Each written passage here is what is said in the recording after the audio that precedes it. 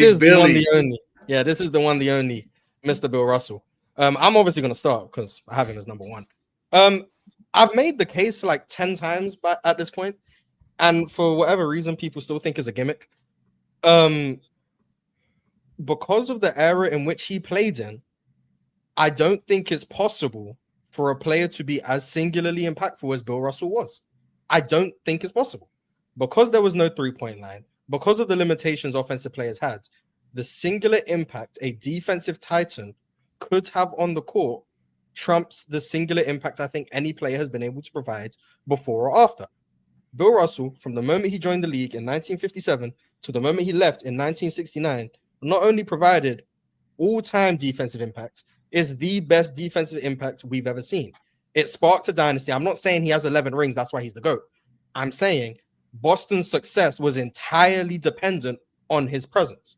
And when your presence is responsible for a dynasty to that degree, that means a lot. When we're looking at a team that when he's not on the court, the defense is nowhere close to the same levels. When he's not on the court, the team is not performing at the same levels. When we look at Boston before Russell and after Russell, we see the difference. When we look at Boston, even when Russell misses time, you can find the data. They aren't the same team. When we look at a team that is solely winning on the back of their defense, this is a team that was never a really good offense in Bill Russell's tenure, but they were so good defensively, they were able to dominate. And the notion that they were just by far the most talented team, the best team that was there, is just not true. Especially once you start getting to the later years of the 60s, they weren't the most talented team in the league in 1968, in 1969. They probably should have lost to the Lakers, but they overcome, they were able to win. And that's not all because of Bill Russell by that point. Because Bill Russell, once you get to the years he's coaching, there is a decline. Even defensively, the motor is not at the same level. So I'm willing to concede that. But I personally, and if people don't do relative to era, that's your decision. Like, I'm not telling you how to evaluate. But for me, I just don't think it's well, I'm not gonna say it's not possible. I don't think I've seen a player who's able to impact the game of basketball to the degree that Bill Russell has. And the knock against him is the raw box score numbers. He never averaged 20 whatever points a game, the field goal percentages, all of that stuff. And I asked this question on Twitter maybe a month ago or whatever. If Bill Russell was as good offensively as he was defensively, if you flipped his impact and his ability, so he was as good of an offensive player as he was a defensive player, and as good of a defensive player as he was an offensive player, would people view him as the GOAT? So let's say he did everything he did in his career. So 11 rings, 5 MVPs, but you just flipped the sides of the ball, offense and defense. Would people view him as the GOAT? And I think people would say yes. And my rebuttal to that is defense was more valuable than offense back then. So he did that. He impacted the more impactful side of the game to that degree. But because it's not offense, people don't want to give him those flowers or that respect. And that's something I just don't agree with. I'm looking at Bill Russell impact the game in a way that not many people could. Maybe if blocks were tracked, he'd get that respect. I don't know what it is. But for me, no one's been able to replicate that level of impact. And for the amount of years he did it in the 60s, we're looking at someone who's around for 12 years in the 50s and 60s. That's elite longevity when you're providing all-time defensive impact in all of those years. And not to mention, in his peak, 62 to 64, 65, he was a good offensive player. The offense ran through him. He was the hub of the half court. He was able to push the tempo, whether that's off the rebound with outlets or even going coast to coast himself. He was someone who was able to score the basketball with some proficiency. He wasn't a dominant volume scorer. He wasn't the most efficient scorer, but he could put the ball in the basket, and he was an amazing rebounder on both sides of the ball while being an amazing transition defender. I just think he's that great. So that's my case for Bill Russell being the GOAT. People are still going to call it a gimmick for whatever reason. But yeah, I've made the case about 25 times at this point. But yes, real talk. Just very quickly. This is why people don't do relative to era. And I think Mars just pointed out why relative to era is wrong. Because yes, relative to era, Bill Russell should be number one. If that is what you do, if that's how you grade out, Bill Russell should be number one. Most people don't have him number one because we factor in other things, eye test being number one of them. Like, you have to watch these players play. That's all I wanted to say as far as right now, but y'all can go ahead. I want to make it clear. I did consider him as low as 4. That was the lowest I could get him. 4 was the lowest I was That's going to go because of the longevity compared to some other guys who are going to come up later. I did consider him below those guys. And I feel like- ultimately, I don't care that much. But yeah, go ahead. Well, I was just going to say, I feel like I'm like 95% of the way there with you, Mars, on Bill Russell. I do have him number 4 on my list, and I do feel like he's pretty stamped in that spot. I just don't think there's any argument that anybody has ever impacted the game on one side of the ball close to the level at which Bill Russell impacted the defensive side of the ball. Now, where I would disagree with you slightly is, yes, the longevity of a couple guys, the overall two-way impact of guys who are phenomenal defensive players and all-time great offensive players. That's where like my top 3, they put together all of those things in like a really, really perfect package.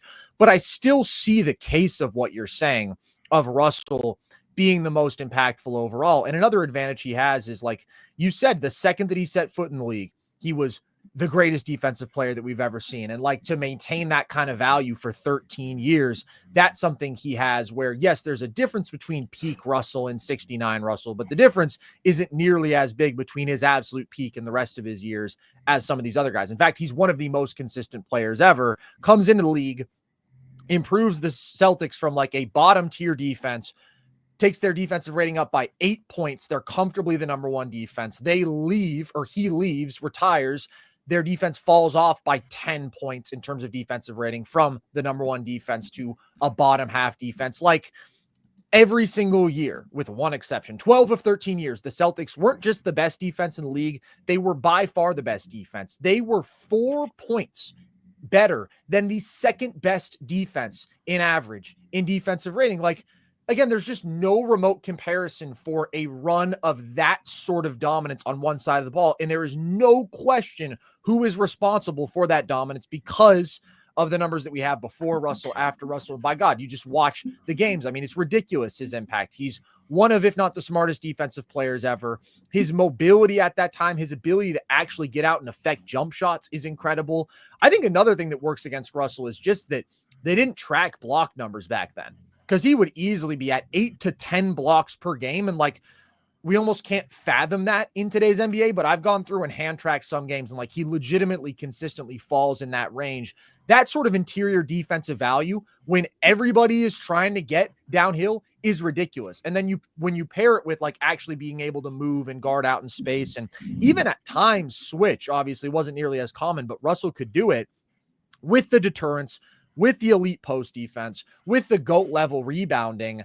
You just can't apply any modern standard to him. And so real talk, like maybe that's just where we're going to fundamentally disagree. Cause to me, if you are evaluating just purely skill sets, man, the 10 best players ever are going to like just change every decade. Like it's going to be the 10 best players in the modern NBA, because I think by skill set, Giannis is there, Jokic is there, like, because the league is just constantly getting better. That's what happens in sports. I think if you judge the impact that Bill Russell had, he is absolutely top 4. And that's where I have him on my list. Well, I wouldn't say it's solely skill set, because I had Jerry West at 10. So I can't reconcile his that skill though set. with having him above Russell, because he just wasn't better in their era. Like, I don't think it's that close. Russell was just flat out more impactful. For me, I have players like Bill Russell and Wilt Chamberlain. For me personally, I put them in honorable mentions, because I feel like if I do rank them and it's not high enough, as far as relative to other people, it would be seen as like disrespectful or whatever. So I just put them in honorable mentions, because for me, it is hard for me to look at Bill Russell play the game and then watch Kevin Durant and then me honestly come to the conclusion that I think Bill Russell is better at basketball than Kevin Durant. But as much as I love Jerry West, isn't it ridiculous to look at Jerry West and say that he's better at basketball than Giannis or Jokic? So this is what for me with Jerry West, I do see a skill set in which can translate throughout. I think if Jerry West played today, now obviously that would incorporate like more modern training and stuff like that. But I saw him inhabit the skills of which he would be a very skilled guard no matter what era he played. I can't mentally do that with somebody like Bill Russell. I know what he was great at, but as far as all around player, I can't I don't I get there still with think him. as good as West was, and I see what you're saying, because like he has a more modern looking game, right? Just with the ball handling, the pull-up shooting, etc., being a very fluid athlete, change of direction as a guard. Like I see how it's more translatable. Still, if you dropped Jerry West, like as he was playing in the 1960s into today, and you compare him to what Steph is doing, what Dame is doing, like there's still just no conversation there. Jerry West would still be 6 decades behind because he played 6 decades ago, which is where, like, to me, it just gets, again, too theoretical to view it any other way than how impactful were you? How great were you in your NBA? Well, then I'm going to flip against? that question back on you then, and then explain to me why he's at your number 4 and not number 1. Well, I think I laid it out. I think that, like, okay, I think it's pretty obvious who the consensus top 3 is. When it comes to LeBron and Kareem, there's a significant longevity edge there because they're like longevity goats. And I think the overall peak, like, I still don't think that Russell at his best was the most impactful basketball player ever. I think on one side of the ball, there's no question he is the GOAT. I do think he has offensive limitations that, even though I would view him as a positive on that side of the ball because of his playmaking, underrated scoring, even ability to push the pace, whatever, like the two-way totality of what you are getting from peak MJ, peak LeBron, I'd still take over Bill Russell. There's actually a couple And other you're guys saying that they're more impact, their two-way impact in their era of basketball is more impactful than Bill Russell being the greatest defender. I do think during that. that time. When you are talking about LeBron, Michael Jordan, yes, I think that. Okay. I mean, I would agree with you if we're not doing the relative to era. But in my opinion, if you're phrasing it like that, then I don't come to that same conclusion. Relative to era.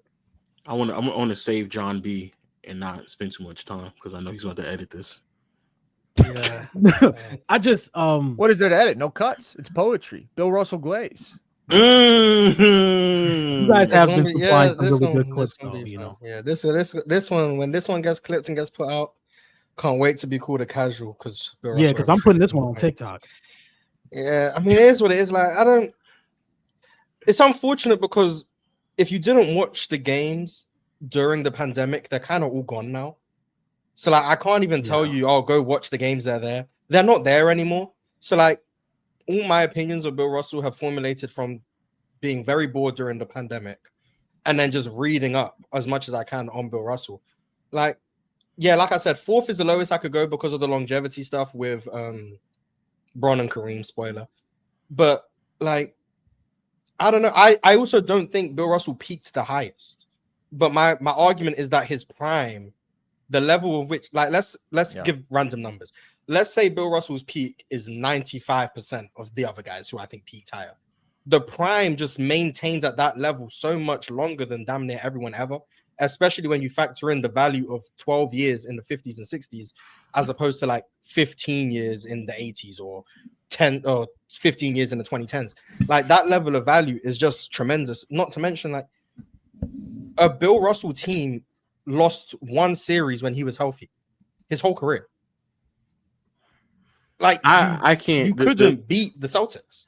The thing that always blows me with not blowing, but like is so intriguing to me. I think it's like 64, 65, where they're like the worst offense in the NBA, and they're the worst offense by a pretty wide margin, like 2 to 3 points from the next team up. And yet they have the best net rating because they are significantly better than everybody else. Like, their field goal percentage is like 41%, which is like 4 to 5% lower than a lot of other teams. And unfortunately, there's a lot of, you would have to like hand track it on your own. But to just imagine that a team who's the worst offense by a noticeable margin, 41% from the field, which is lower than a lot of other teams, free throw percentage isn't there either. Like, what you would have to do to the opposing team every single night. They still have the biggest net rating. They saw the biggest net rating that season. Yep. 3 times they were worse than offensive rating and they won the title because their defense was just that much better than everybody else, which I think is such a great stat to bring up, Lo, because like, I think it's hard to conceive of that from a modern NBA fan perspective, like, unless you really do go back and understand how the game was played in that era, because it is so dramatically different from the world that we're in today. But like, one dude in NBA history has been able to impact the game like that, and that was Bill Russell. It's 64. 64. It happened a few times, but 64 in particular, they are the worst offense in the NBA by like a 2 to 3 point margin from the second worst offense in the NBA. But they are just by far the best defense by such a wide margin that not only do they have the best net rating, they still finish with 59 wins. They still win the championship. And when you go into those series against the Cincinnati Royals, this is the Celtics. They shot 38% from the field. They just held Cincinnati to 35%. They held the best offense in the NBA to 35%. And yes, a lot of it again is relative to era, because a lot of like, and this part of the reason why I give Jerry West and Elgin Baylor like a lot of credit, because being able to shoot at that point in time is very, very valuable. Very valuable, because everybody's trying to attack the basket by default, and rim protection is just at the like highest premium that it will ever be. But like, I don't know. There's also just a lot of things that Bill Russell instilled that we still do to this day, like being able to block shots and keep them in bounds, or hold the possession, or not putting yourselves out of possession to get a stop, transition play, even like a lot of hub play that we see from like Jokic. I see a lot of that back then from like Russell Wilt and them. Like there's a couple of things that they instilled that we still do to this day, which is kind of, I give a lot of credit for Bill, but again, I don't want to fuck up John. They were icing pick and rolls in the 60s, because like, maybe it doesn't take a genius. Maybe it's easy to say now. It's like, oh, they couldn't dribble with their left. Of course, you're going to send them left. But like the concept of sending people towards the baseline, or sending people to where you're clogging up spacing, was revolutionary, and that was Bill Russell. So like, someone left a super chat, and I do think this is important. MP13 said, Mars, do you factor the level of complexity of the game? I don't see how it's fair to give someone a boost because the game was in a more infantile state compared to players playing when the game won't allow that much impact. I factor in innovation, and I think innovation is easier when there's more stuff to innovate. So when you're earlier on, there's more stuff to learn, which means those who come first are probably going to get boosted. But I feel like Bill Russell's the only one who gets that discrediting where he's innovating. But when Magic Johnson or Larry Bird is changing what's possible from a forward who's able to shoot and pass the way he is, we just view that as moving the game forward, and he's an all-time great. Or when Magic Johnson is this big guard who's able to do things that no one else had done before, oh, he's innovating the game, that's a positive. But when Bill Russell's innovating the game and how we view defense, and some of the same concepts that the Celtics were implementing 60 years ago, teams implement today in the more complex NBA. He was doing that 60 years ago. Like, you're damn right they're going to be a 10 points better defense than everyone in the league when he's bringing in modern coverages 60 years ago. Like, that means something to me. That level of basketball IQ and just understanding the game means a lot. And I think it gets dismissed for whatever reason. I just think Bill Russell just gets disrespected. I'm not saying everyone has him as the GOAT, but whatever. The other aspect even to that when it comes to Bill Russell, the reason why I give him a little bit more props of innovating despite being like quote unquote one of the first, is simply because like there were other players that could have innovated to that extent, because the game was beneficiary of big men. So Pettit, Mikan, Wilt, all of them had the opportunity to also be just as impactful from a defensive standpoint than Russell, but they just weren't. And so I don't know, there's just a lot of things that, I mean, and I understand what Real Talk is saying, but like 20 years from now, there are going to be a lot of things that I vividly remember what Curry was in 2016. That shit was amazing. Like it's too hard for me to take away how much that moved the game forward with something that is as simple as threes are just worth more than long twos. Like it's very simple, but you and I both grew up watching a bunch of Kobe, T-Mac, a bunch of KG long twos, and that was just the way we grew up. And it's obvious now, but we also can contextualize at that point in time, that's what was given to them. Bill Russell coming into that era and just contextualizing at that time what's given to him, and to fast forward the game to the point in which not only defenses become more advanced, but also by the end of it all, the understanding of how jump shot shooting is much more at a premium than it was in the early 50s. I don't know. It's really hard. But yeah, that when I learned that like they were like genuinely speaking the worst offense by a pretty wide margin, and they were still the best net rating team, and they were still winning championships solely based off of defense. He had to be in my top 10. Everyone will say defense wins championships and then ignore the greatest defender ever who won the most championships. My bad, John B. No, My bad. it's- My yeah, bad. it's- No, it's all good. It's But, all good. I ain't got work tomorrow. Teddy Hart said, if we are doing relative to era, then where does Mycon fall? 7-time champ, 2-time NBL, 1-time BAA, 4-time NBA, 3-time MVP, 1-time NBL, 2 times MBWA, 6-time All Pro and more. I don't think he's all that, but he was still the best in the world for a stretch. We spoke about that at the beginning of the show.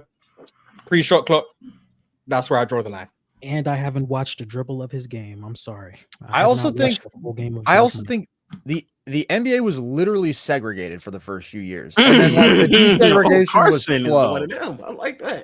I'm just saying, bro. Like I think it's different. I think once you get to the Russell, Wilt, Oscar, Jerry, Elgin conversation, then we're relative to era. But like the first 10 years of the NBA was just different. I like that. I like that.